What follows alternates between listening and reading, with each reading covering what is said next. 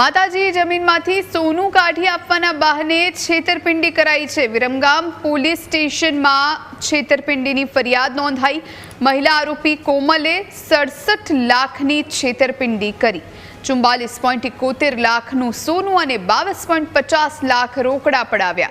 હાથમાંથી કંકુ કાઢીને ફરિયાદીને વિશ્વાસમાં લેતી હતી। ફરિયાદીની દુકાન દબાણમાં તૂટતી રોકાશે તેવી લાલચ આપવામાં આવી। દુકાનની નીચે રહે સોનું નીકાળીને ઘરમાં પ્રગટ થશેનો વિશ્વાસ અપાવ્યો હતો।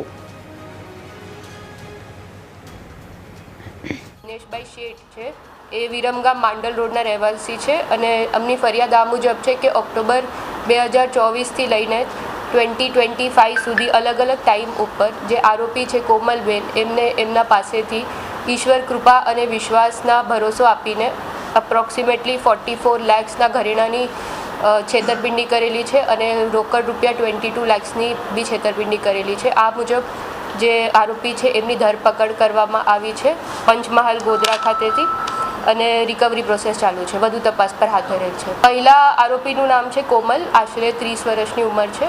એમને આવો લાભ આપવાનું કીધું હતું કે જે દબાણમાં જે દુકાન છે જે દૂર કરવાની છે એ દુકાનની નીચે સોનું છે, તો એમને ફરિયાદીને આ મુજબ કીધું હતું કે એ જે સોનું છે એ એમના ઘરમાંથી એક બહાર કાઢીને આપશે વિધિ કરીને। તો આ રીતે ફરિયાદીને એમને છેતરપિંડીનો ગુનો આચરેલો।